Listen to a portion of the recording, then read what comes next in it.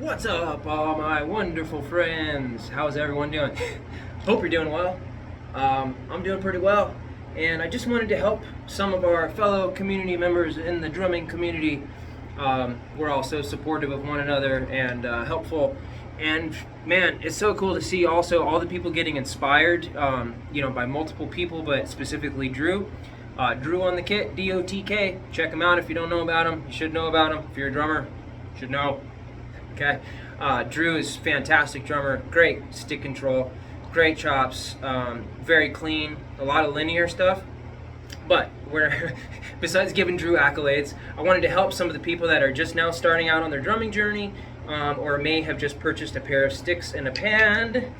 I know of one such person that's why I'm thinking of doing this video for my buddy Tapering. So Tapering, my friend, he is a moderator with me with Drew. Or for Drew's channel, I should say.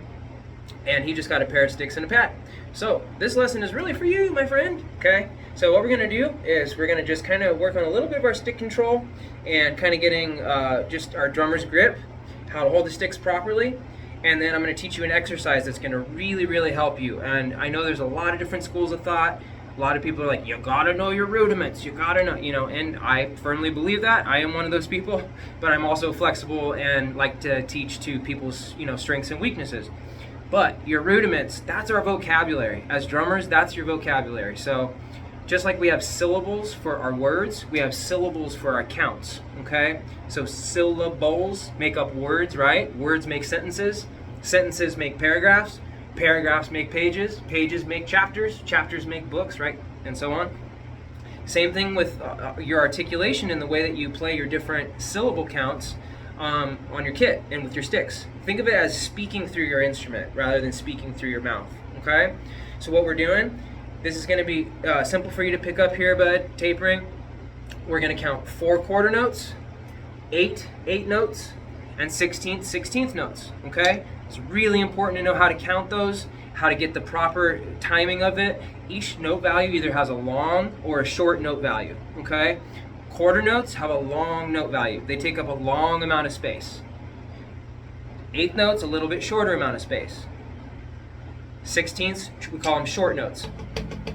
Okay, so long to short notes is giving the example of how much time they take up. The space between the notes is just as important as the notes themselves. If you just played constant notes, like where's the pattern at? Where's the cadence, right? You're just playing constant notes, that kind of thing. So the space is what gives us our cadence and our flow of those different patterns, okay? So we're just counting to 4. We're just counting to 4 for now. We're just starting, okay? So 4 quarter notes, you're counting as 1, 2, 3, 4. 1, 2, 3, 4. 1, 2, 3, 4. 1, 2, 3, 4. 8 eighth notes, and what we're doing each time, buddy, is we're just doubling our note value. So we're taking 4, 4 plus 4 is 8 eighth notes. So now we just played our 4 quarter notes. Eighth notes, we're still counting to 4, but we're saying the word and in between each of those notes. 1 and, 2 and, 3 and, 4 and, 1 and, 2 and, 3 and, 4 and. Okay? So we have 4 quarter notes, 1, 2, 3, 4. 8 eighth notes, 1 and, 2 and, 3 and, 4 and. Exactly 8 eighth notes in one measure of music. Last but not least, we have 16th notes. So what's 8 plus 8? 16, right? So now you're kind of getting the picture. Oh, 4 quarter notes, 4 plus 4 is 8. 8 plus 8 is 16, 16th notes. And then we even have 32nd notes beyond that. But for this video, just going up to 16ths, okay? 16th notes, we're still just counting to 4, but we're counting 1, E, and for each group of, there's a group of 4 16ths for every 1 beat. So for every 1, 2, 3, 4, you're counting 1 E and 2 E and 3 E and 4 E and okay? So for every 1 downbeat, we call it downbeat, think of the numbered beats, you're playing 4 groups of 16ths for every 1 beat, okay? So the way that they sound, the way you count them, if you play them continuous, 1 E and 2 E and 3 E and 4 E and You want to make sure you end right on that It's really important to train your muscle memory, we call it, or kinesthetic memory, for getting used to playing exactly 8 eighth notes, exactly 16 16th notes, exactly 32 32nd notes, okay? So for 16th notes, Great exercise for this is just play 4 quarter notes, straight into 8/8 notes, straight into 16/16 notes, back to quarter notes. That's a great, not only warm up, but it'll get you used to counting and how you're using your motion to play those different type of note values, okay? A quick thing about technique. Different people have different sticks. These are Vic First, but I took the grip off of them, so I'm just gonna show you. There's nothing written on here, right? So how would I kind of know where to hold the stick or balance point? You're gonna get used to feeling how far back or how far forward you're gonna put your hand on the stick to get that perfect. It's basically like a teeter-totter motion, okay? So on every Vic Firth pair of sticks, buddy, you'll see that American flag. That's your pinch point, no matter the model, okay? So no matter the, how long or skinny the diameter, if you're playing with 5As, 5Bs, 7s, signature models, all those, they all have that American flag on there. That's your pinch point, okay? So, a lot of my younger kiddos, I tell them, put your thumb right there, put your thumb right there. So we call that our pinch, okay?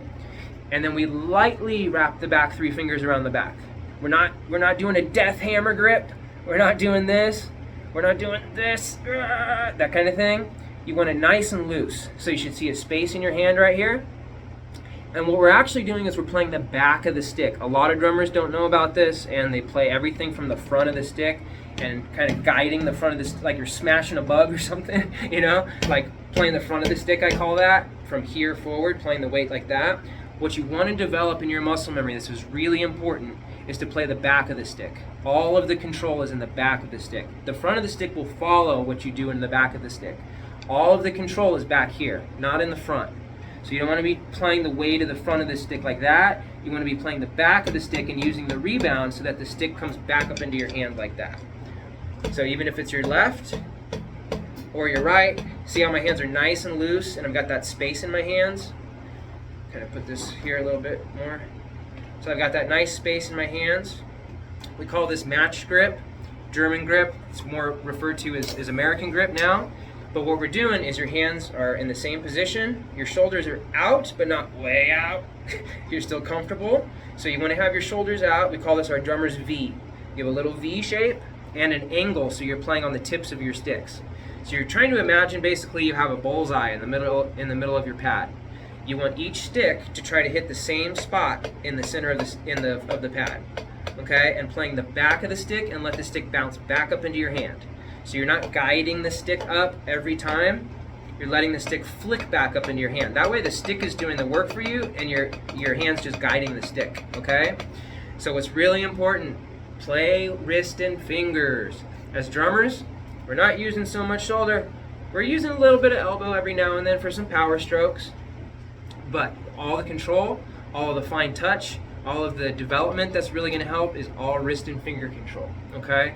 So with your wrist and finger control, you're playing from here. Imagine you had a stick on top of your wrist and you couldn't move your arm, right? Your arm's stuck.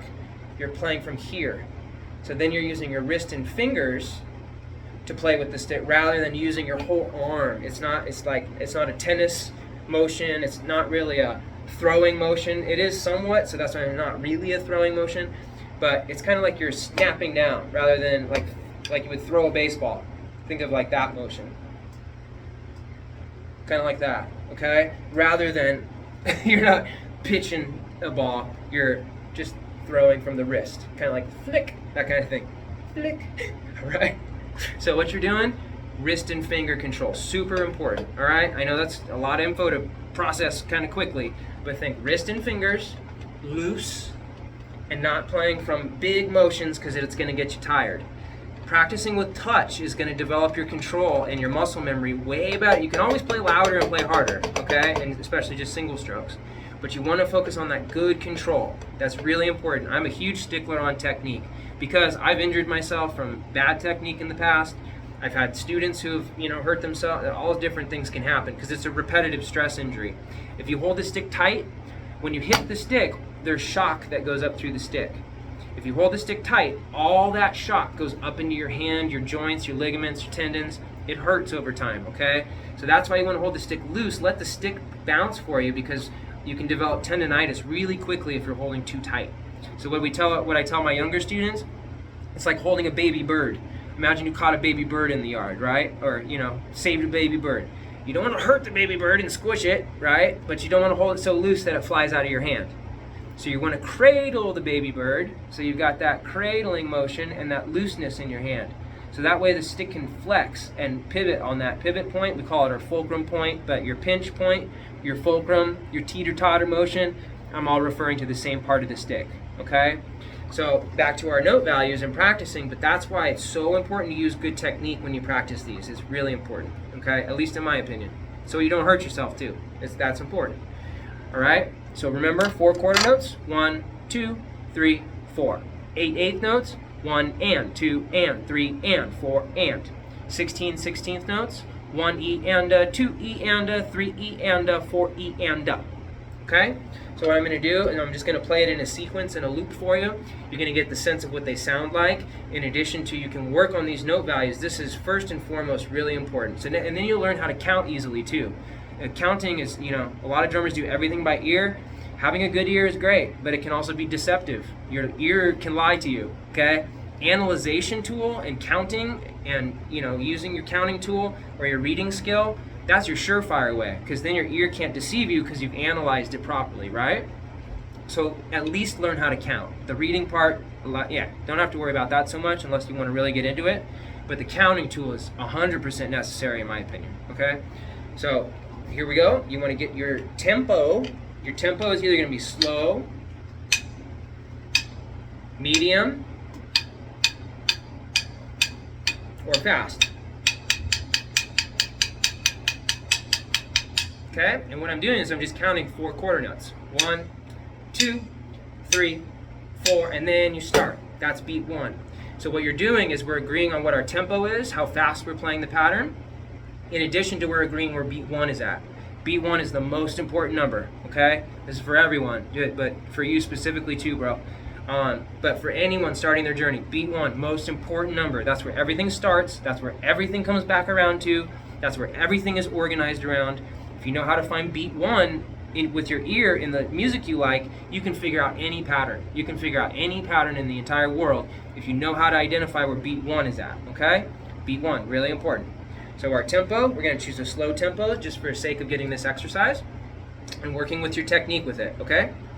1, 2, 3, 4. Start. 1, 2, 3, 4. 8s. 1 and 2 and 3 and 16ths. 1 E and a 2 E and a 3 E and a 4 E. Back to 1, 2, 3, 4. 8s. 1 and 2 and 3 and 4. 16ths. 1 E and a 2 E and a 3 E and a 4 E and a 1, 2, 3, 4. 1 and 2 and 3 and 4 and 1 E and a 2 E and a 3 E and a little faster. 1, 2, 3, 4. 1 and 2 and 3 and 4 and 1 E and a 2 E and a 3 E and a 4 E. Back to 1, 2, 3, 4. 1 and 2 and 3 and 4 and 1 E and a 2 E and a 3 and a 4 E. Back to, okay? So that's really important to get a sense of what they sound like, how to play them, focusing on that good grip, good motion. And you want to look at your hands when you're playing it. You want to make sure both your hands look the same.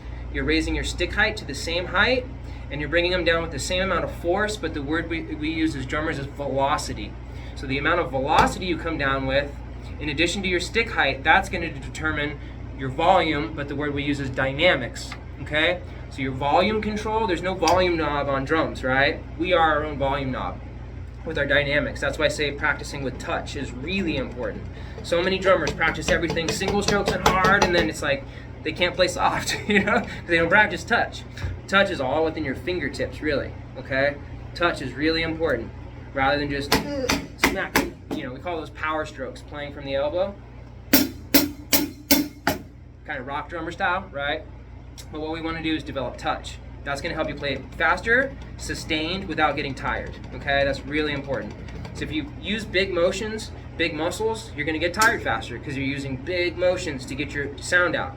If you use good technique, proper posture, using your wrist and finger motion, playing the back of the stick, then you can play faster, more evenly without getting tired at all. See, like I'm just playing with be able to talk to you at the same time I'm playing because I'm using light and relaxed motion. Stay relaxed. Even it's counterintuitive at first, but the faster you go, you want to relax more, which is hard, right? Because at first we're thinking, oh, faster, try harder, you know. But the thing is, if your shoulders start to raise, you start to tighten up your grip, right? Instead of looseness, technique goes out the window. You're just practicing for sound rather than practicing for technique. And sure, maybe you can make it sound like that for a little while, but then you get tired, right? Rather than just using your motion, playing relax is nothing, because then you're letting the sticks do the work for you. It's not hard. Still talk to you while I'm doing it because I'm using light motion and I'm using the back of the stick to do it. So a good thing to practice: up, flick up, pull down, flick up, pull down, flick up, pull down, flick up, pull down. Okay, that's a really good in both hands. And I'm not sure if you're right or left-handed tapering, but if you practice that with your dominant hand and your non-dominant hand, that's important. Okay, so that's a great exercise for your very first one. Quarter notes, eighth notes, and 16th notes. Really important to know how to feel those, in addition to analyze them and count them and hear them in the songs that you like to listen to. Okay, so now that you have kind of a sense of technique, 4 quarter notes, 8 eighth notes, 16 16th notes, I'm going to show you an exercise that's going to develop your stick control almost better than anything else. Okay, it uses 3 different rudiments. Your rudiments is your vocabulary, like I said in the beginning of this video. You walked in the door with one, all right? Single strokes. That's one of them. We all walk in the door with single strokes, right? Right, left, right, left, right, left, right, left, or left, right, left, right, left, right, left, right. It's important to change your hands that we call it leading with that hand. So if you start with your right through an exercise, you want to do it right-handed and then stop, okay, reset, and then start the same thing again but leading with your left. That way you don't get used to always starting with one hand. It'll make it tricky when you have to lead from the other side of the kit, okay, or from using your other side of your non-dominant hand as your lead hand. Really important. So now that you have kind of an idea of technique, counting tool, right, quarter notes, eighth notes, 16th notes, playing the back of the stick, using your fulcrum point, loose grip, and letting the stick do the work for you, okay? Because if you hit the stick in the right spot, it'll flick right back up into your hand. I'm not guiding it back up into my hand. I'm letting the stick flick back up into my hand. Whoop, see, it'll fly out of my hand. If I don't watch or I'm not being careful, but it'll fly right back out of your hand. So you want to be careful with how you control it, but at the same time, practice that motion. Just let the stick flick back up into your hand. It's going to give you great control. It's like bouncing a ball. It's just like bouncing a ball. Okay? You'll just develop, more control with it as you go. Okay? So this exercise is called the Forearm Crusher. All right? And like I said, it involves 3 rudiments. You already know the first one, single strokes. Right, left, right, left, right, left, right, left. The second rudiment it involves are double strokes. Double strokes. Now you're playing 2 notes in each hand. This is a huge technique thing because with double strokes we're using wrist and fingers. So we call it the drop and the pickup. Wrist, fingers. 2 notes in each hand.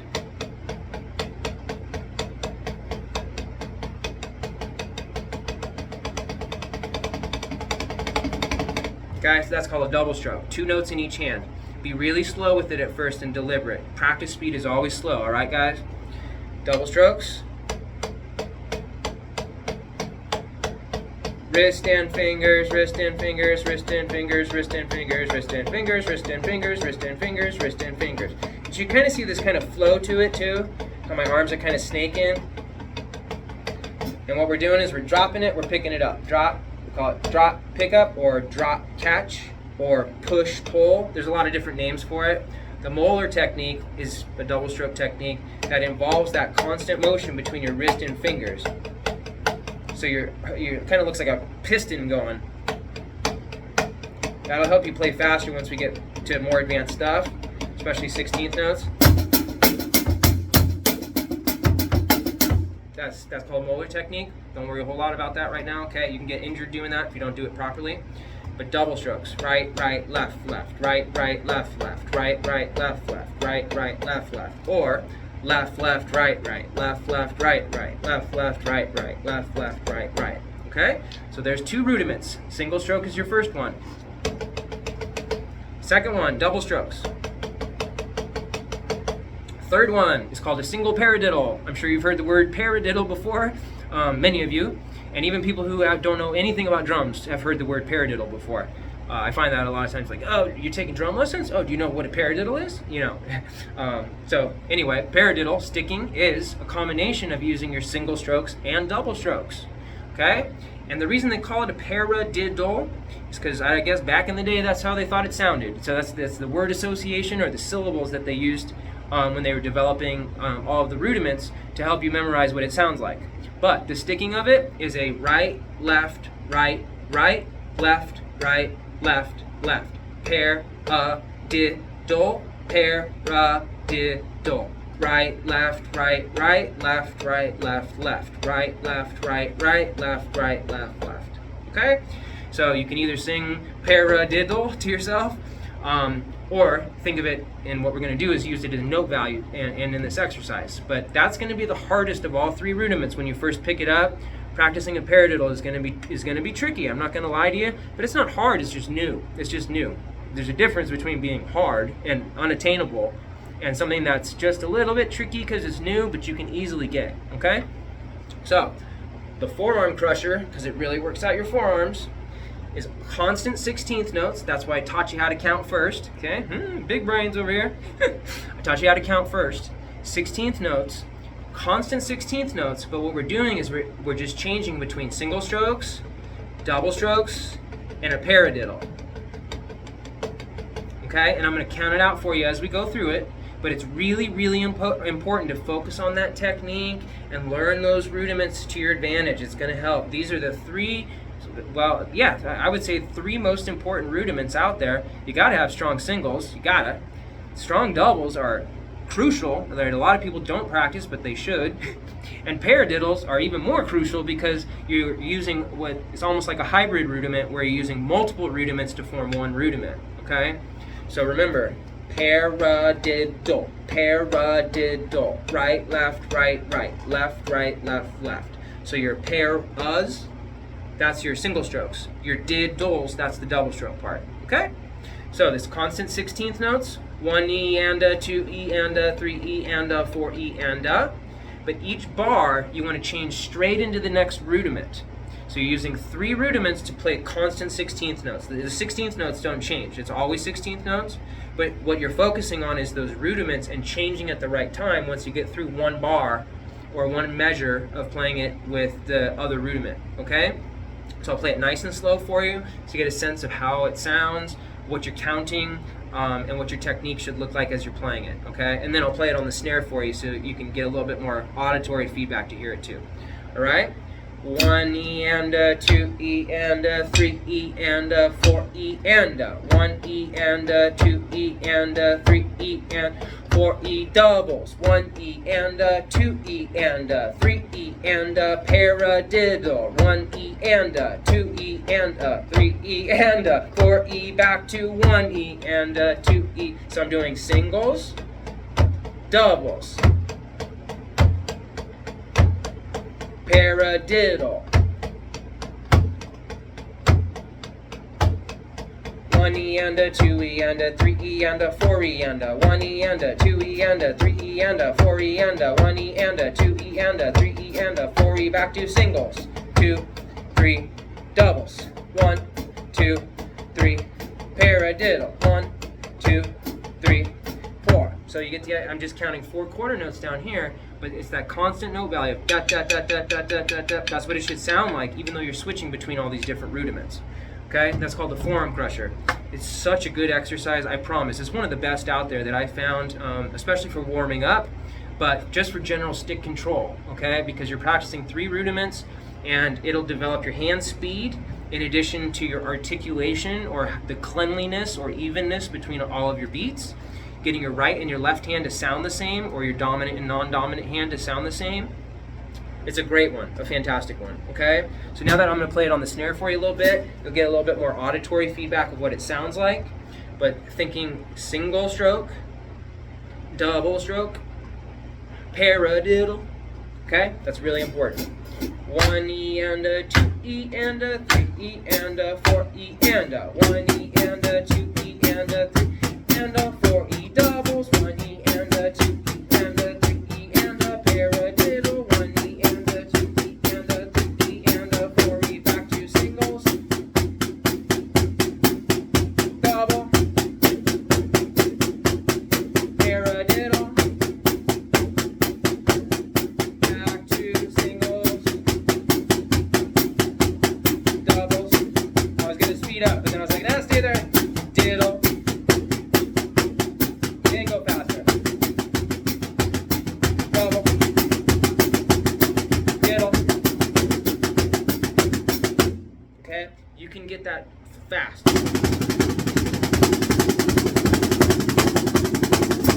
Okay? It's just getting used to using those rudiments, switching back and forth. But it should sound as if you're just doing one hand over and over and over.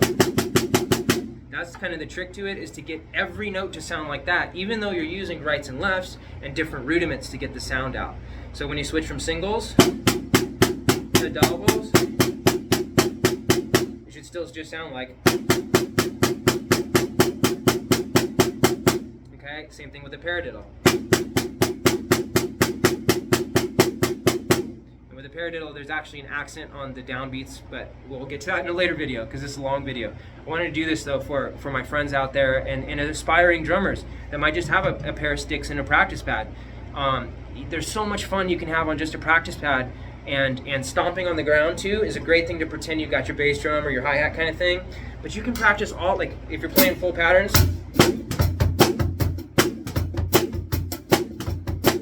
you do the same thing on the practice pad and stomping on the ground.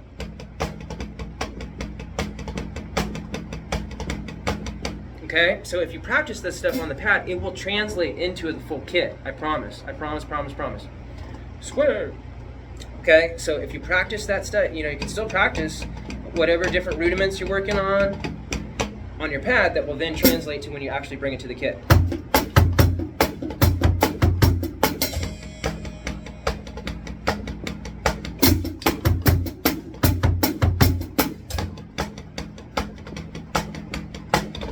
Okay, that's a really great one. So Forearm Crusher is what they refer to it as, but just think constant 16th notes, 1 E and a 2 E and a 3 E and a 4 E and a. That's really important. Switch to the next rudiment. 1 E and a 2 E and a 3 E and a 4 E and a. Then switch to the paradiddle. 1 E and a 2 E and a 3 E and a 4 E and a. So you're always going to end on that non-dominant hand if you do the sticking the right way. That's the important part. So you're doing right, left, right, left, right, left, right, left, right, left, right, left, right, left, right, left. Right, right, left, left, right, right, left, left, right, right, left, left, right, right, left, left. Right, left, right, right, left, right, left, left, right, left, right, right, left, right, left, left. So see, I'm ending on my non-dominant hand, so I can switch to the next rudiment on the next downbeat with my right hand. Okay? That's more than enough info to have a great starting point for all of your stuff. And what I'll show you quickly is what our quarter notes, eighth notes, 16th notes look like up here. I'm in my classroom here.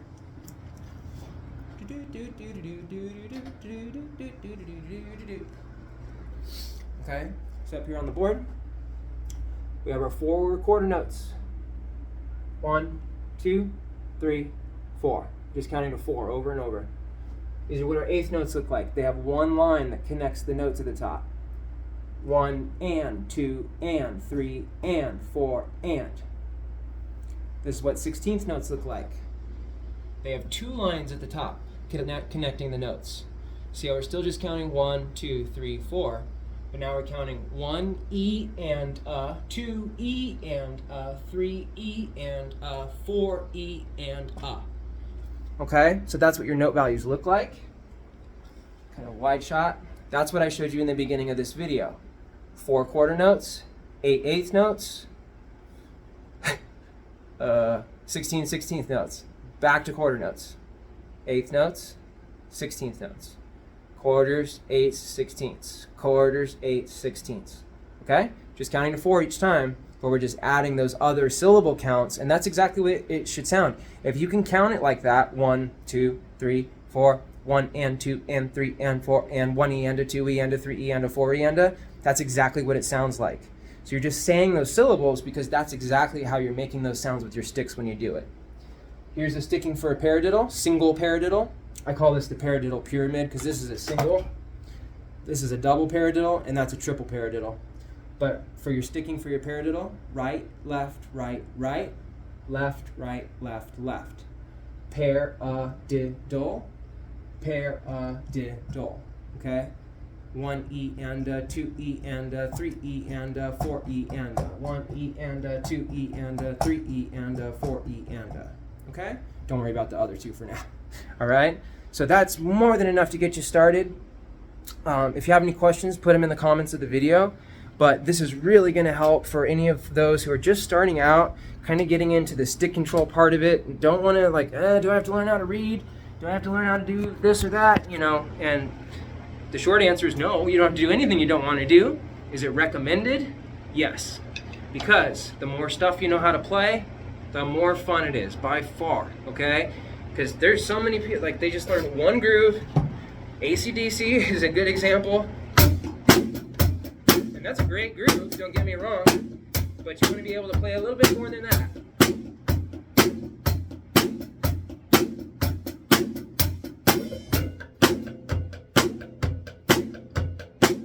So that's our primary pattern. That's where most all of us start with our patterns, playing full grooves. But if you can play more stuff and get around the kit in a different way, what you're using are your rudiments in order to get the phrasing out of the instrument that you want. This is just a thing, right? It's an inanimate object. It just sits here, right? It's not making sound by itself. We're the ones that pull the sound out of the instrument, right? So you've got all sorts of sounds in one drum.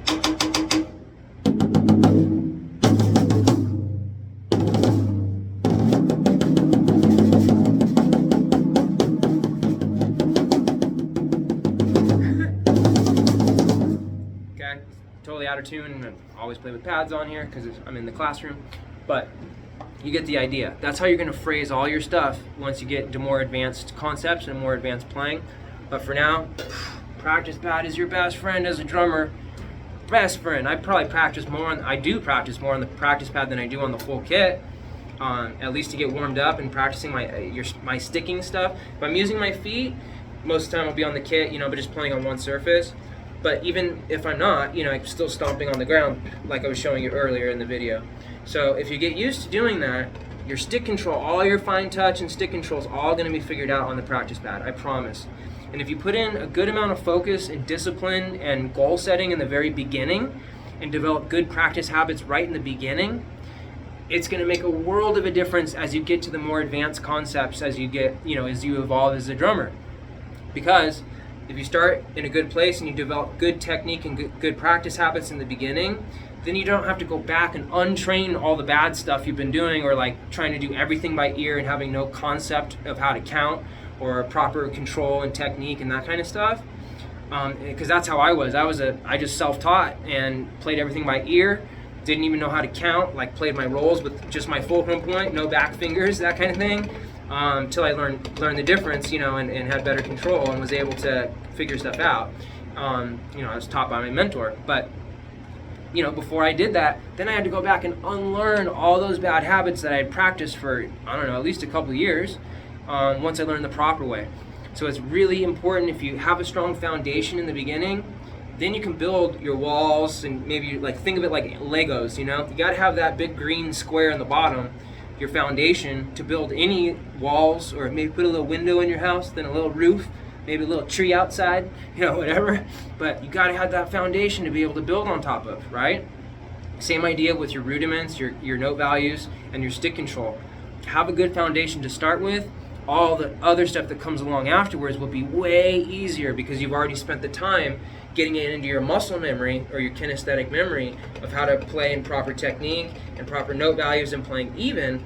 Then once you get to playing more complex stuff, it's not going to be as difficult because you've already developed that good touch, that good practice habits, and you know how to count. Okay, so there we go, everyone. I got a student waiting out there for me, but I wanted to make this video and post it just to kind of help any aspiring drummers, younger drummers, people that are just kind of dipping their toes in the water, figuring it out. This is a fantastic way to get into it and to start learning, all the different things that you can start to recognize that you're hearing with your ear already, but you're not quite sure like what's happening in there. What instrument of the kit is that? Where's beat 1? What's the bass drum doing? What's the snare doing? What's the hi-hat doing? You know, that kind of thing. But this will help develop your ear in addition to how to play all the patterns that you're hearing in the songs you like. Promise, okay? Hope this helps you guys, and happy drumming as always.